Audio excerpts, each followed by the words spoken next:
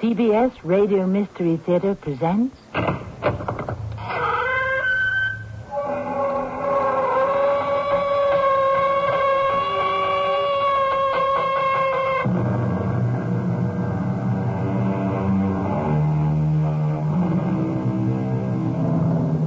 Come in. Welcome. I'm Tammy Grimes. To me, the nightmare of all time is to be accused of a crime I didn't commit. One keeps reading accounts of lookalikes falsely identified, of men serving time for offenses they had no part in. Some too poor to protest legally, some spending a lifetime behind prison walls, and some even dying there, unrecognized, unforgiven, unable to clear their names. Our story comes perilously close to such tragedy. Too close, in fact, for comfort. Time's up. You raise the bail money for your husband, Mrs. Fowler? Officer, we just don't have it. And there's no one we can get it from. Is there any way of letting Gene come home for the night? He's never been in jail before. No, there isn't. You want my advice, Mrs. Fowler, you go home and get yourself the best lawyer you can find. Because your husband's in plenty of trouble.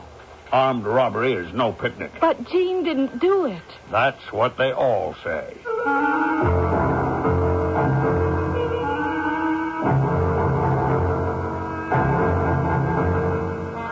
Our mystery drama, Guilty as Charged, was written especially for the Mystery Theater by G. Frederick Lewis. It stars Michael Tolan. I shall return shortly with Act One.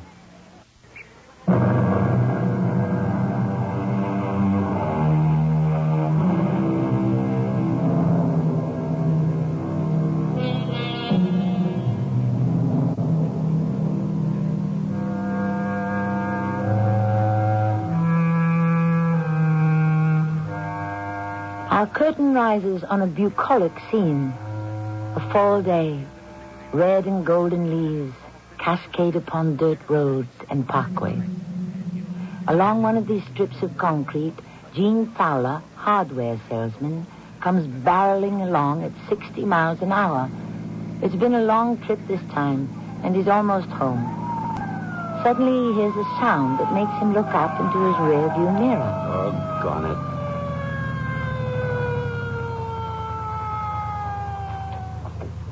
Doggone it. Hi, I guess I was speeding, huh? Take a look at the scope.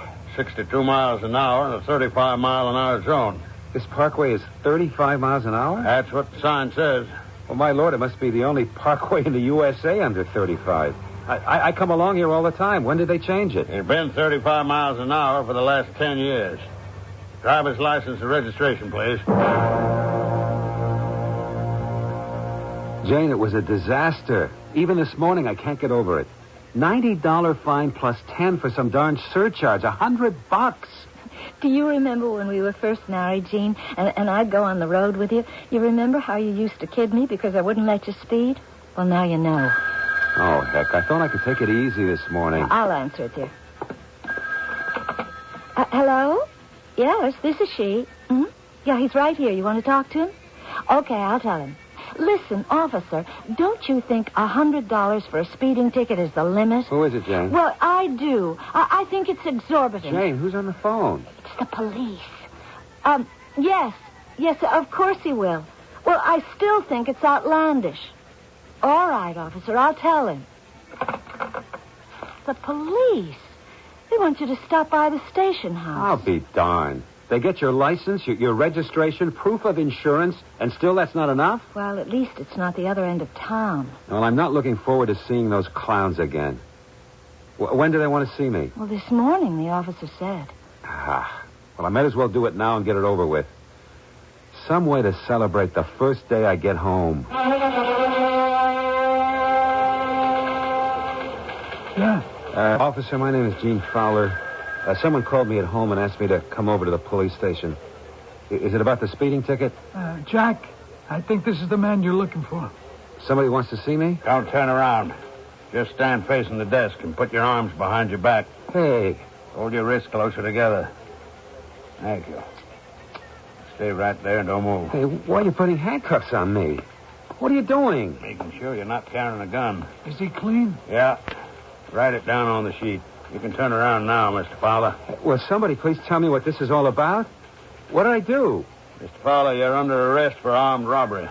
What? What are the charges against me?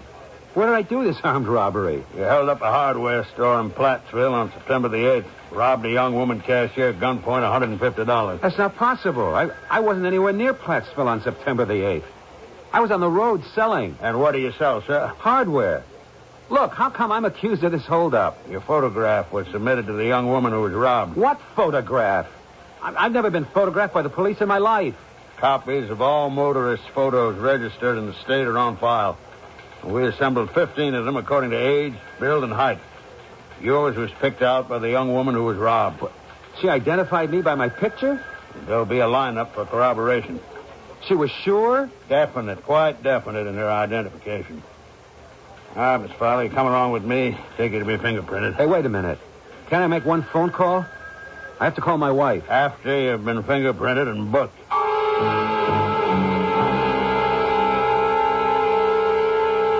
I can't understand it, Gene. Armed robbery? How can they say that? You've never even owned a gun. I wouldn't know how to fire it if I had one. Well, it's just incredible. I don't understand any of it. Do you think I do? Well, how can they say armed robbery? You were out of town selling. It isn't true, is it? Look, a cashier identified me from a photograph. Listen, Jane, the main thing is I've got to raise bail. I know that, darling. I've called every bail bondsman in the phone book, but no one answers. Nobody picks up the phone. Well, it's after 6, that's why. They're all closed for the day. Do you think maybe if I talk to the officer in charge of the Look, one called Jack and explain that... Maybe you could call Mom and Dad. Uh-huh. I mean, they'd only be lending us the money. It's just in case I try to skip town. I thought of that, but they're not here. They went to visit Phyllis. They're on a train somewhere out west of the Rockies. Well, that's it then. I'm not going to get out of here. Time is up. You raise the bail, Mrs. Fowler? Officer, we just don't have it, and there's no one we can get it from. Is there any way of letting Gene come home for the night? I mean, he's never been in jail before. I'm afraid not. You want my advice, Mrs. Fowler? You go home and get yourself the best lawyer you can find.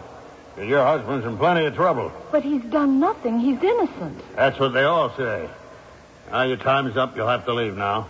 You have no proof of anything yet. I don't make the rules, ma'am. No bail means jail. Jane, he's right. So I'll spend the night here. It won't kill me. Look, what about Sam Strauss, who wrote up both our wills? He's a good lawyer, and he knows your folks. We liked him.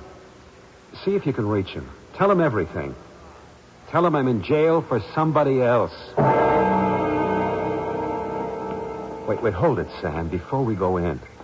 You gotta be kidding. Is this what you got me out of bail for, to bring me here? Look, when you said you saw a way to build a case for me, I didn't know you meant for me to take a lie detector test. I'm not a liar. Gene, nobody said that. So why do we need a test to prove I'm telling the truth?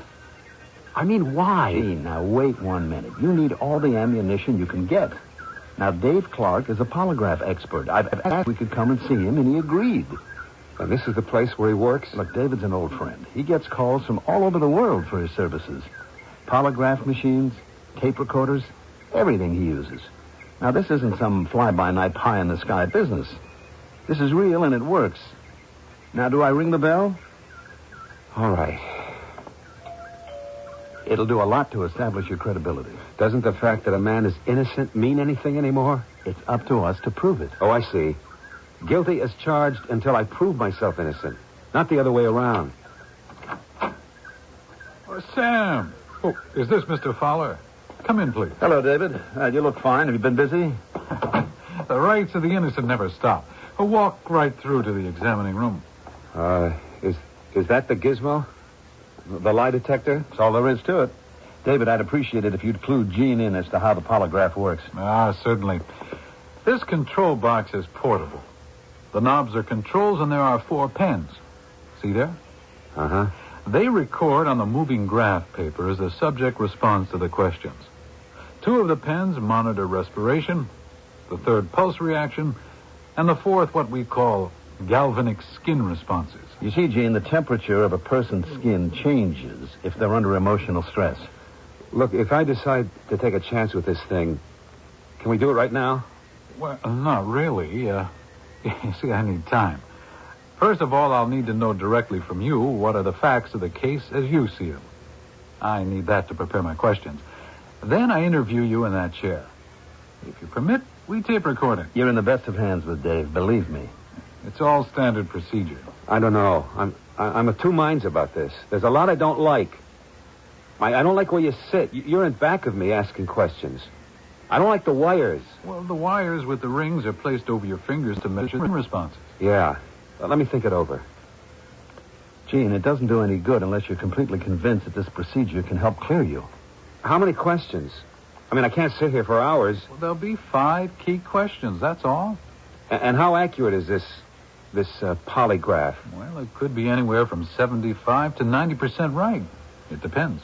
David, I hope I haven't wasted your time. You and I know that this is one of the few aces we have in our hand.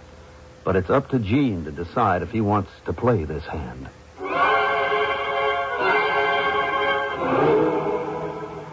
Mom, Dad? Yes, dear. Dad's on the extension. Well, thanks to you both for getting up that bail bond. I'm home with Jane. It's been a crazy 10 days. We believe in you, son. You know, I spent 3 nights in a terrible jail.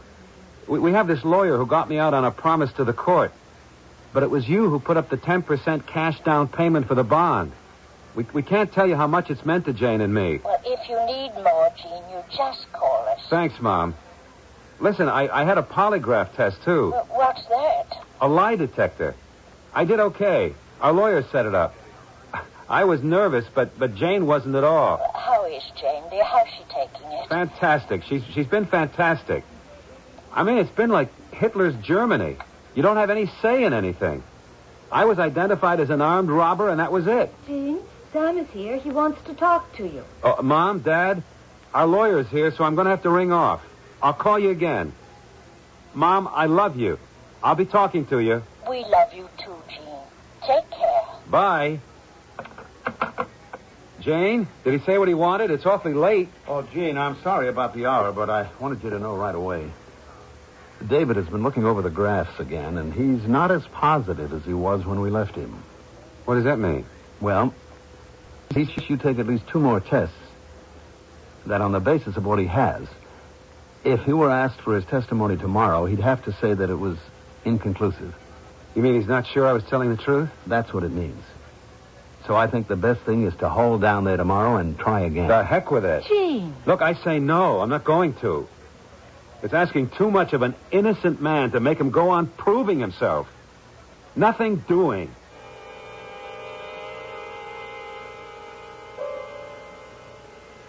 The polygraph operates on the principle that conscious deception triggers the sympathetic nervous system. As a result, there's a higher pulse rate, increased blood pressure and breathing, and skin resistance. However, there is still a wide latitude between the technical and the technique. Crucial is how well the examiner handles his subject. I shall return shortly with Act 2.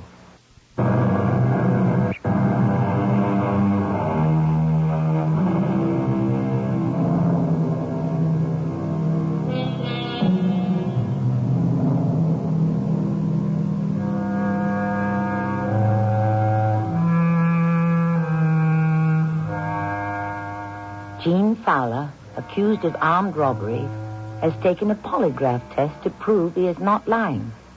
However, the first examination was inconclusive. His attorney, Sam Strauss, tries to make Gene understand he needs valid scientific evidence to counter eyewitness identification, and the only hope he has so far is to get a clean bill of health from the lie detector. Jane, will you talk to your husband? Try to make him understand. I understand enough. That's it. I've had it. When he's stubborn like this, there's very little I can do or say. Let's go to trial. I don't see how it could go against me. The eyewitness is lying. I'll be cleared, you'll see. I've handled a lot of cases in my time, and I can tell you that I have seen innocent men who today are serving time just because they appear to be the criminal. Now, be sensible. The polygraph results won't be accepted 100%, but it'll help a lot. Gene, I tell you, it's very important. What did Clark mean, inconclusive? 50-50? Probably. Well, then why won't the court take that into consideration? They don't have a 100% case against me if 50% says I wasn't there. Isn't that beyond reasonable doubt? No. Not so long as there is an eyewitness. Eyewitness my foot. Gene, please. Now, the cashier at the hardware store swore up and down it was you who robbed her. And unless we have 100% refutation from the polygraph, her word is enough to convict you. Sam, what happened to that client of yours who was going to come back for another test? Now, you'd think a man accused of armed robbery would do everything he could to clear himself. I got a postponement till the middle of October to try to round up witnesses to swear to where he was on that September the 8th, but so far, no luck. Nobody saw him. Well, where does he say he was? 4 miles away from Plattsville, the scene of the holdup. Only 4 miles? Wow, that's not very much. And he can't even prove that. I've got to find a witness. Now, my client sells hardware. He takes samples from the distributor to the stores. Now, it was at night. Did he stop at a diner? If he did, who saw him? Who remembers him? And even if I located someone, how reliable is a witness anyway? Well, I agree. And if I get the accusing eyewitness on the stand, it will be practically impossible to break her down. When they are the victim, they don't budge. Well, all I can advise is keep working on Fowler. Dave, when you were testing him, you thought he was innocent. Well, intuitively I did, but I was only guessing. The polygraph doesn't guess. It knows.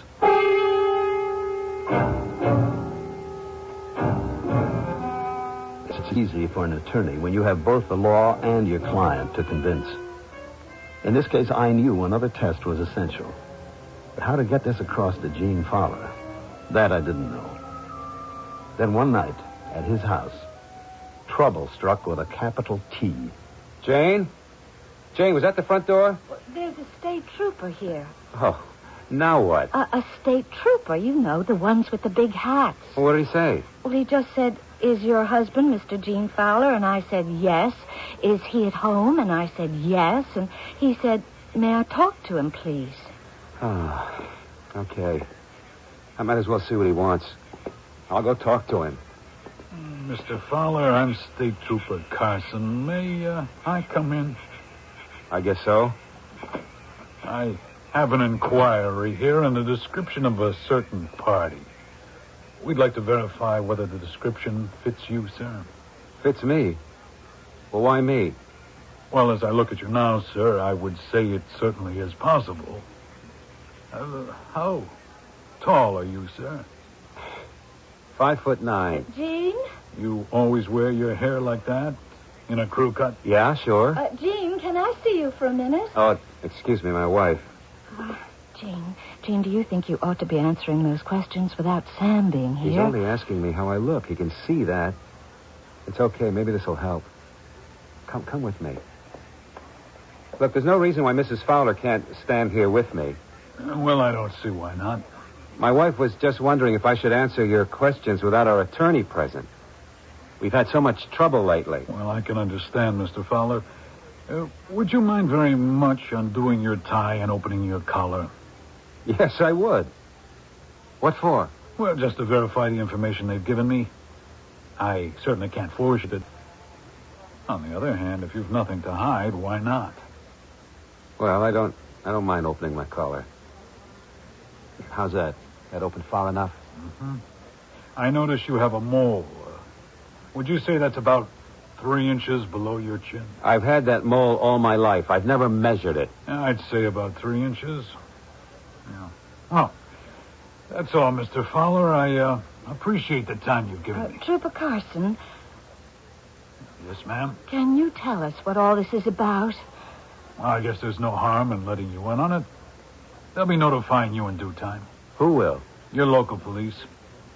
There was a robbery and a kidnapping up our way, and a young woman was robbed and forced to accompany the perpetrator at the point of a gun. But my husband's got nothing to do with that. I wouldn't try to leave town if I were you. The description of the gunman fits Mr. Fowler very closely. Right down to the mole on his neck.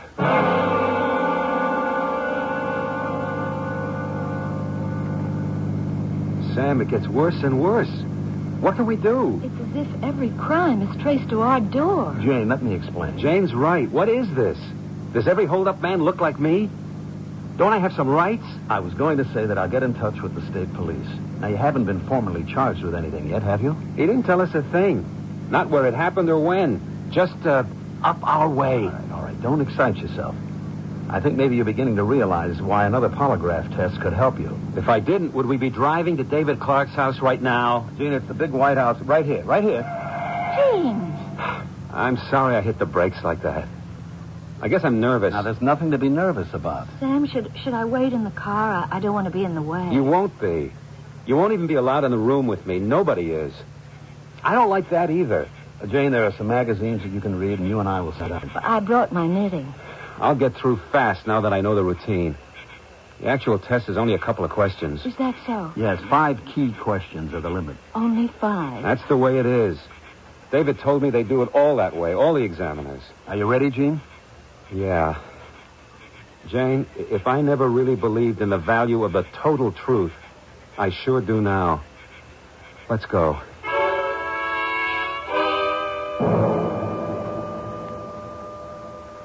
Gene, I think you were distracted last time. You know, the ideal place to conduct a polygraph test would be a soundproof room without windows. Nothing on the walls, very little furniture, no pattern on the carpet. Yeah, bare and scary. Oh, I disagree. If it's bare, there's nothing to be frightened of. Okay, now, back to September when you got picked up for speeding. Then the next morning when you went to the police station and were accused of armed robbery. Well, what about the 8th of September? Don't you want me to go over that again? I mean, that's the time you want to know if I'm telling the truth about where I was or not. We'll get to that, Gene. Did Sam tell you a state trooper stopped by the house? I'm being accused of another armed robbery. And again, I was identified by my picture. And get this. The holdup man had a mole on his neck like mine. Boy, this bad dream gets worse and worse. All right, just try to calm yourself, Gene. Just stare at that blank wall and think. David, do you believe I'm innocent?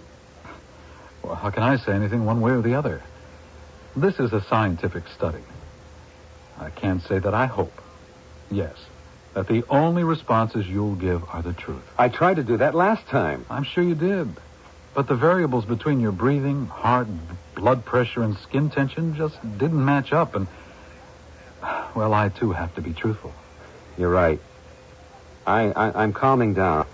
It's only I'm so anxious to convince everyone I'm not a hold-up man. David, give me a break. Tell me that you do believe me. Okay, I do. But it's the machine you have to convince. The polygraph can prove it.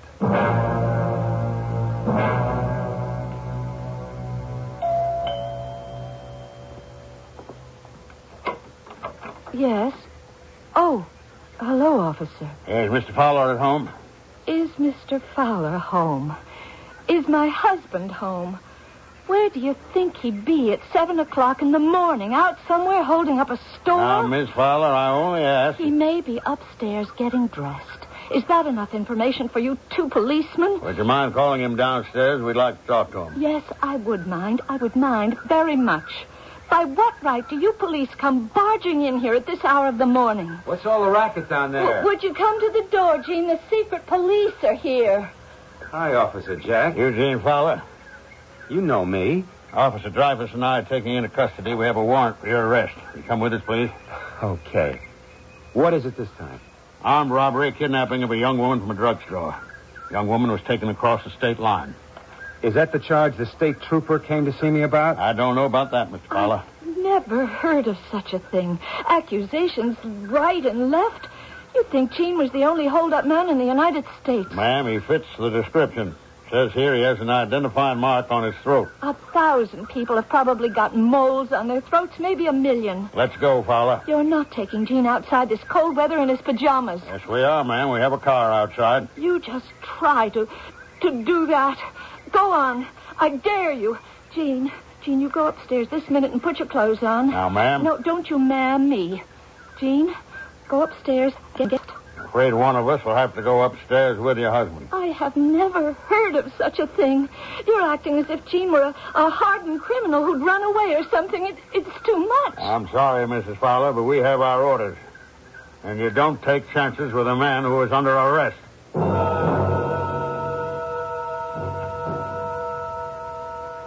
Hello, Mom. It's Jane. Mom, would you put Dad on the extension so I can talk to both of you at the same time? Oh, hi, Dad. It's Janie. Listen, Dad. Gene is out of jail thanks to you. Now we can concentrate on getting the evidence to clear him. Well, yesterday, he went to the main office in Stratton Town to ask if the hardware people would let him take on extra routes because he hasn't made a cent since all this began. Anyway, he wanted to thank you. It meant freedom, and we love you very much. Yes, Dad. I'll tell him just as soon as he gets back. Goodbye, Dad. Bye, Mom. Oh, is that you, Gene? Gene? Oh, Gene, I was just on the phone talking to the folks. Gene, what is it? What's the matter? I got fired, Jane. Oh, no.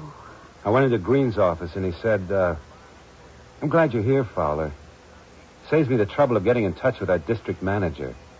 There's been a lot about you in the newspapers. You know that. Well, what did he mean? And he said, until this thing blows over, we don't want anyone to know you work for us. Well, didn't you tell him you were innocent? I mean, that it's all a mistaken identity? Yeah, he believes I'm innocent, but he said, you understand I have to protect the good name of our business, and hardware is very competitive.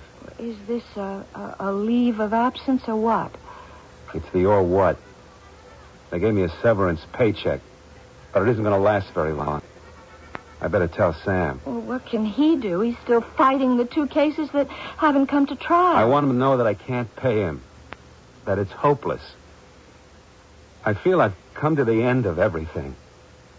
Why go on fighting? In the end, I'm going to prison for somebody else's crime.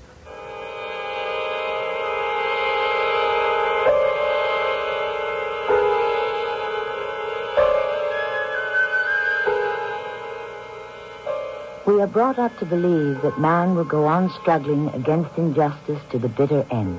But it isn't so. Not of everyone. There is strength and weakness in all of us. You can stretch a man's will just so far, and then, like a rubber band pulled beyond its endurance, he just cannot bounce back. I shall return shortly with Act 3.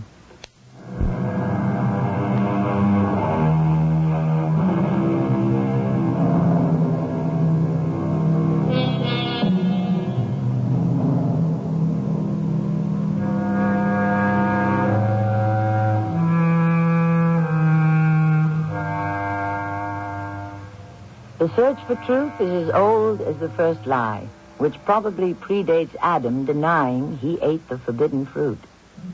Today's science points a pretty accurate finger at the guilty. Yesterday, trials by ordeal were relied on. Suspects were forced to eat rice, carry white-hot metal, were drowned, or subjected to such tests as engineered by King Solomon, who ordered half a child be given to each of 2 women claiming it, knowing full well the real mother would rather have her infant live than die. And it is this kind of living death that hangs over Jane and Gene Fowler as our curtain rises. When he told me there was no money to pay me, I told Gene it didn't matter. Justice did. That I'd stick it out until he was cleared. Charges of robberies came in with alarming speed. A total of 6. We fought every case. 4 were dropped for lack of evidence, but the first 2 resulted in the 2 cashiers pointing Gene out in the lineup as the attacker, and he was bound over for trial. Gene? Gene, is that you? Hey, Jane, we got anything strong in the house to drink? Wait till you hear the good news, darling.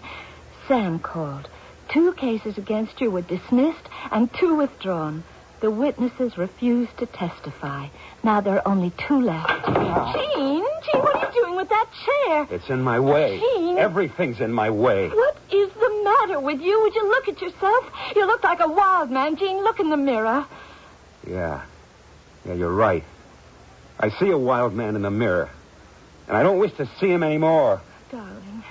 Darling, come over here with me. Sit down here with me on the sofa. I know it's been hard. Oh, Lord, it's too much. When I came up the driveway, I saw that Officer Jack. He was sitting in his patrol car. Something came over me. I don't know why. All right. It's all right. It'll be over soon. Sam says it'll be all right. Now, Jane, it'll never be over. They dismiss one case and 2 spring up. I can't stand it anymore. I don't know what to do. You can stand it, my darling. You're very strong. I saw him sitting there in his car. I felt like killing someone. Shh, darling, shh. You know, you say to yourself, am I some kind of psychopath? Did I commit all those crimes and I don't know it? No, of course not. Don't even think Then who about does it? Who's doing them? Who is this ghost, this double I have who's out there robbing, kidnapping people? It's destroying me. It's destroying you. Look, I mean this, honey. I really don't think it's safe for you around me. I don't know what I'll do next. Don't you want me with you? I'm beginning to doubt myself. Can I control this? I'm okay now, this minute, but what if I should attack you like that chair? Please, will you go and live with Mom and Dad? Will you please, Jane? I'll think about it. Now you go upstairs and take a shower, and I'll have a nice dinner on the table for just the 2 of us. Will you do as I asked, Jane? And move out? At least for now. You are making it so difficult for me. I love you, darling, and I want to be with you. Always. No matter what happens.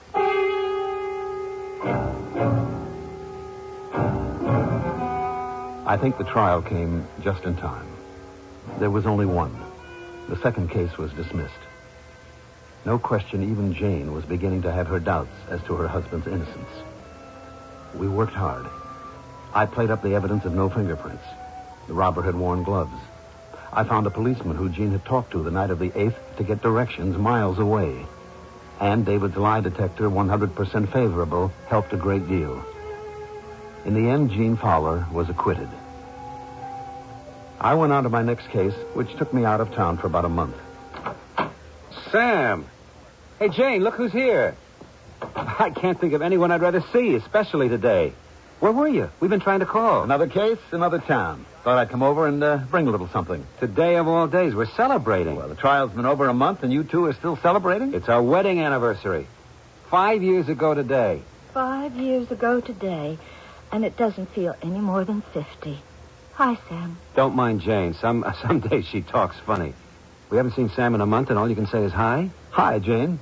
Well, if I'd known it was a special day, I'd have brought flowers. But what's in this paper bag gives us a chance to toast each other's health. Yeah, Jean, take it. Health? Physical or mental? You name it. What do you do when you haven't got it? Hey, this is pretty fancy wine.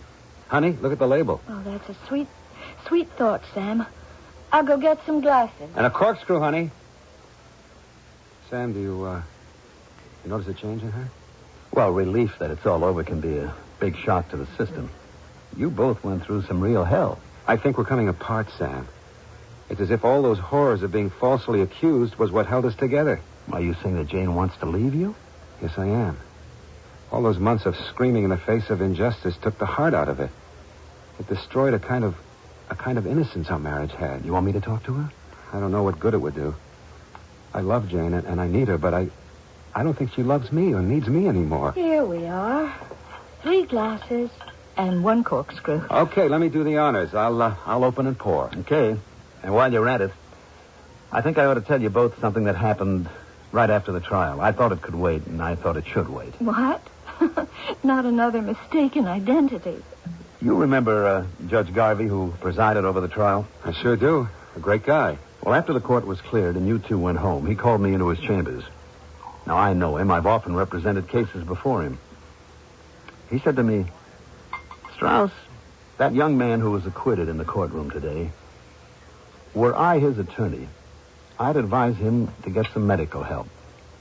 When I asked him what he meant, he wouldn't elaborate. Medical help? That's funny. All right, here we go. 3 glasses. Sam, Jane, and me. Jean, dearest, didn't you hear what Sam just told us? No, I didn't take it as Judge Garvey's personal disagreement with the verdict. It was a warning, and perhaps we ought to heed it. Well, who needs the psychiatric counseling, Sam? You, Jean, or me? Well, I guess this isn't the time to talk about it. But there is one thing that I must warn you about. I know the stressful times aren't over for either of you. It'll take a while. And I want you to protect yourselves. Because until they catch your double, whoever was committing all those armed robberies, whenever one occurs, you'll be picked up. Oh, Lord. I try to put it out of my mind. Now, look, when you are anywhere away from home, let's say you're on a trip, I want you to keep a record of every day, where you are, what time you're there, who you see. If they are strangers, do something just to make sure they remember you. Do you understand? Yeah, I sure do. I may have been acquitted this week, but next week I'm a guilty man. Not if you take precautions. But if the judge thinks I'm such a nut, what do I have to be afraid of? Next time you just plead insanity. Gene, he was telling me that to help you get over what happened, there are medicines for that. Now, he didn't mean that there was anything wrong with you. Now, I'm going to leave you kids now. So drink up, keep well, and Gene, keep a record. At least until they catch up with your doppelganger. What's that? A person's ghost or double that haunts him through his life. Well, let him haunt. Let him, I say. So long now. Jane, you want to take me to the door? Jane, can you hold out a little longer? What do you mean? Well, Gene told me that you're serious about leaving him. He hadn't any right to tell you that. Who else could he tell? You can see what condition he's in. Now, if you leave him now, you pull away the only prop that he has. And I tell you, Jane, I wouldn't want to be responsible for a man's crack-up. But it isn't my fault. I wanted things to be as they were, but he's changed so. Jane, be compassionate. Just hang in there a little longer. You can help Gene. Would you like your old husband back again? He'll never come back. Then at least promise me before you pack one bag that you'll call me. Can you do that? I promise, Sam. Okay. Good night.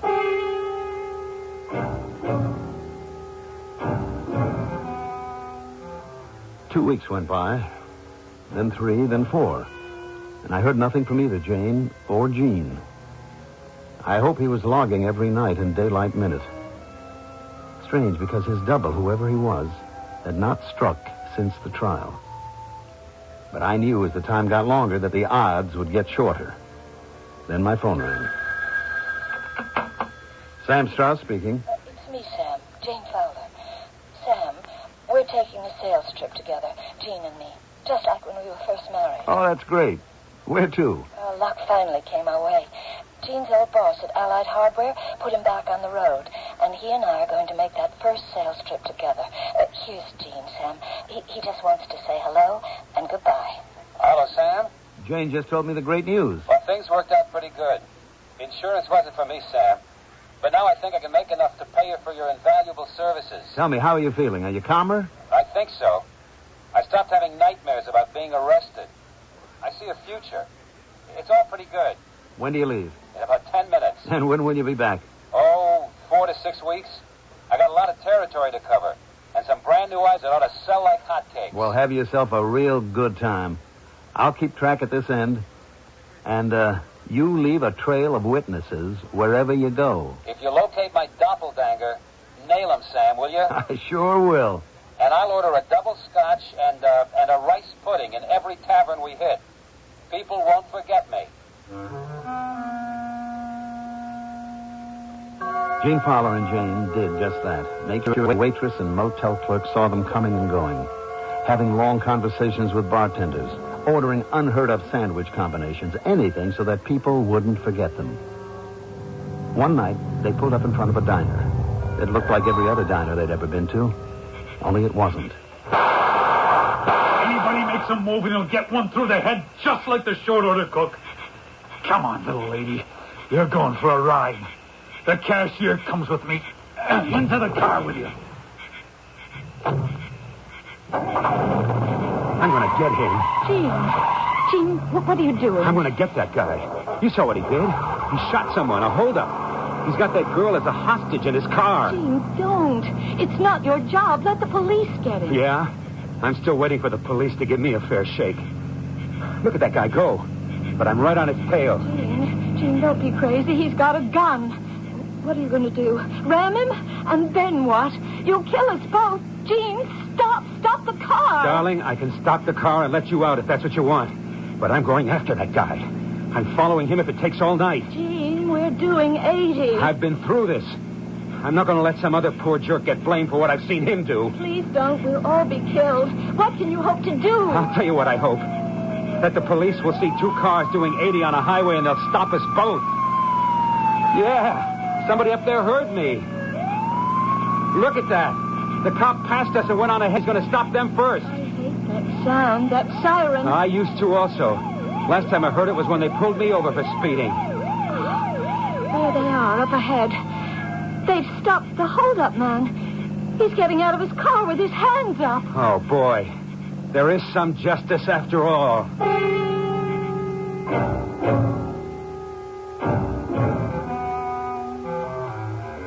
I guess you could say miracles do happen. Although the police maintain in the long run criminals are caught. But when I talk about miraculous happenings, it's because, incredible as it sounds, that night, Gene caught up with his doppelganger, committing another crime for which he himself would certainly have been accused. Yes, the man in the car stopped by the police for speeding was the very one who all these months had turned Gene's life upside down.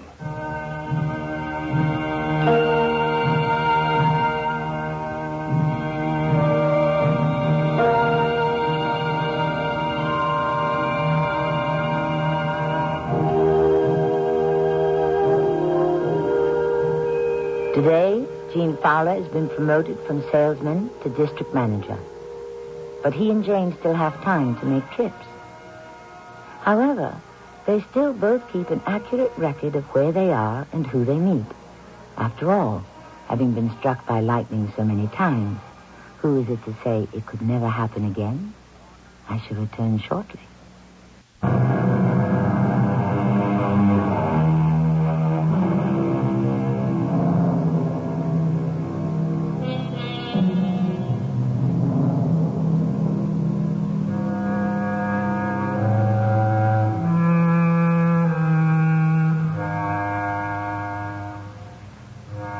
The promise exacted at the beginning of the trial to tell the whole truth and nothing but the truth is not enough of a deterrent to one who wants to escape justice.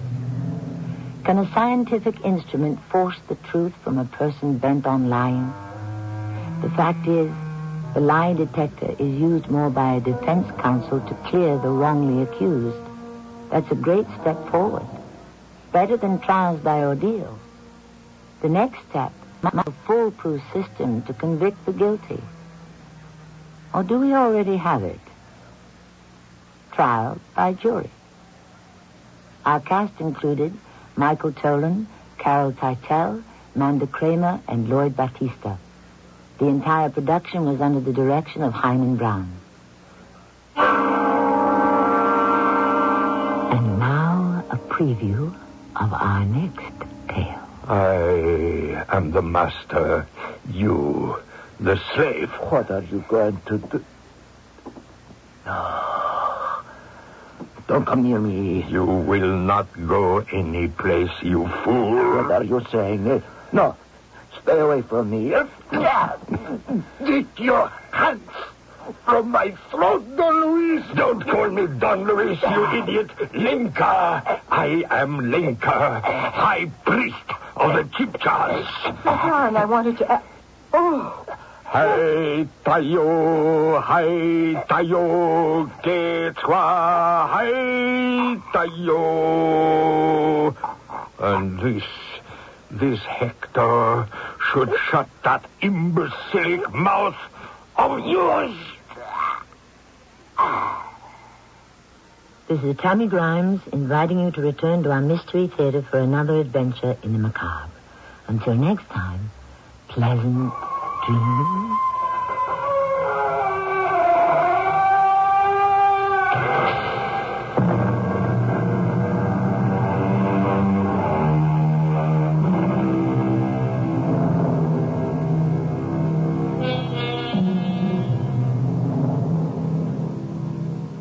More and more Ohioans are shopping Sun for their TV, appliance, and audio needs. Matter of fact, Sun has customers who drive 200 to 300 miles just to buy. Why? Because more and more price-conscious shoppers are finding out that Sun always has the lowest prices in town on quality TVs, appliances, audio, and video equipment. And Sun even guarantees this. Should you ever find a price lower than Sun's, just come to Sun, and they'll lower the price on the same product. It's just good common sense. Why take all the time and gas comparing prices from store to store? Come to Sun and get the quality you want at the guaranteed lowest price or money refunded. And at Sun, you'll see hundreds of famous brands, no private brands. Shop and compare RCA, Hotpoint, Pioneer, Zenith, Sansui, Whirlpool, Sylvania, Kenwood, Sony, Tappan, and many, many more. You buy in confidence at Sun, knowing you're getting quality brands at the guaranteed lowest prices in town or your money is refunded. Sun, a nice place to save. The music.